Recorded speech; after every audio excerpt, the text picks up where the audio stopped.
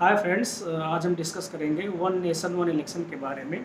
अगर हम इलेक्शन के हिस्टोरिकल पर्सपेक्टिव की बात करें तो हम देखते हैं कि इंडिया जो है एक तरीके से आज़ाद हुआ था 1947 में। उसके बाद हम देखते हैं कि सबसे पहला जो जनरल इलेक्शन जो आम चुनाव हुआ था 1952 में हुआ था।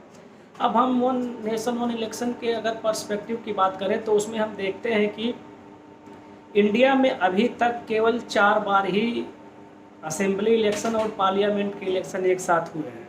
इसमें अगर हम बात करें कि किन किन साल में ये इलेक्शन हुए थे तो हम जानते हैं कि 1952 में, 1957 में, 1962 में और 1967 में ये इलेक्शन हुए थे, जो कि पार्लियामेंट और असेंबली इलेक्शन थे और दोनों इलेक्शन एक साथ हुए थे। अब हम बात करते हैं 1959 में केरल में एक तरीके से कांग्रेस की सरकार नहीं बनती है और वहाँ कम्युनिस्ट गवर्नमेंट बनती है।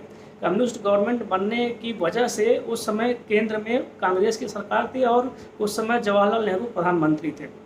उस समय 1959 में जब केरल में कम्युनिस्ट गवर्नमेंट बनी थी, उसके बाद वहाँ पे एक तरीके से प्रेजेंट रूल लगा दिया गया था उस स्टेट में, पर्टिकुलरली केरल में। उसके बाद हम देखते हैं फिर वहाँ पे इलेक्शन होता है। उसके बाद 2 साल बाद फिर वहाँ पे कम्युनिस्ट सरकार बनती है, फिर वहाँ के मुख्यमंत्री चुने जाते हैं।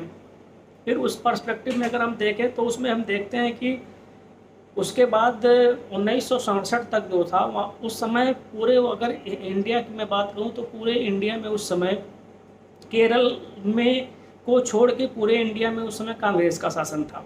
और केरल में कांग्रेस का शासन नहीं हुआ था, एक तरीके से कम्युनिस्ट गवर्नमेंट आ गई थी। उसी वजह से पंडित जवाहरलाल नेहरू ने वहाँ पे प्रेजेंट रूल लगा दिया था।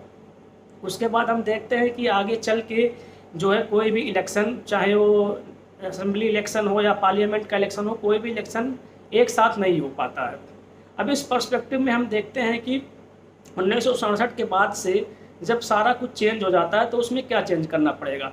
तो अगर हम बात करें तो इसमें एक तरीके से जो इंडियन कॉन्स्टिट्यूशन है उसके 5 आर्टिकल को चेंज करना पड़ेगा। प्लस अगर हम उसकी बात करें तो हम देखते हैं कि रिप्रेजेंटेशन ऑफ पीपल एक्ट में भी चेंज करना पड़ेगा, ताकि लोकसभा और राज्यसभा और विधानसभा के सारे इलेक्शन एक साथ कराए जा सकें।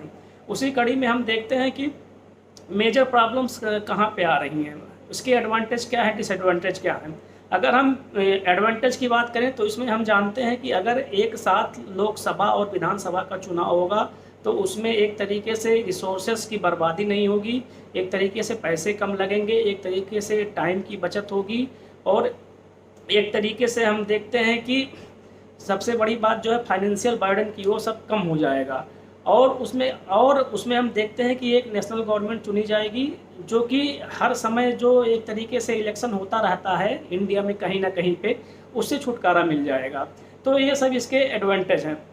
लेकिन अगर हम इसके डिसएडवांटेज की बात करें तो हम जानते हैं कि एक तरीके से इसका डिसएडवांटेज ये है कि एक तरीके से एक ही बार जब इलेक्शन होगा तो अकाउंटेबिलिटी की कमी आ जाएगी सरकारों में, क्योंकि सरकारें हर समय अकाउंटेबल नहीं रहेंगी। एक बार चुनाव हो जाएगा तो 4.5 साल तक ये सरकारें अकाउंटेबल नहीं रहेगी, फिर उसके 6 महीने बाद एक्टिव होंगी। लेकिन अगर लोकसभा और विधानसभा का इलेक्शन अलग अलग होता है तो इसमें एक तरीके से अकाउंटेबिलिटी इनकी बनी रहती है, सरकार की जनता के प्रति जो जवाबदेही रहती है वो बनी रहती है। उसी कड़ी में हम देखते हैं कि ये एक तरीके से जो नेशनल लेवल की पार्टी है उनके लिए बहुत अच्छा है, लेकिन ये जो स्टेट लेवल की या रीजनल लेवल की पार्टी है उनके लिए अच्छा नहीं है, उनके लिए बहुत ख़राब है।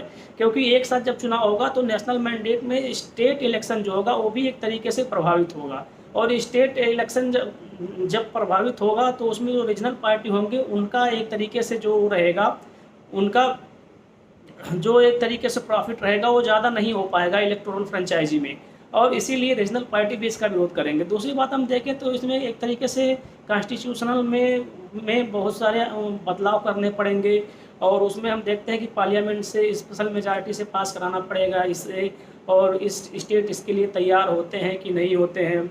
और उसमें देखते हैं कि 50% स्टेट का रेटिफिकेशन लगता है। अगर ऐसा कोई बिल आता है, जो भी है केंद्र सरकार के द्वारा, अगर ऐसा कोई बिल लाया जाता है कि देश में एक तरीके से वन नेशन वन इलेक्शन हो जाए। थैंक्स गाइस आज के लिए।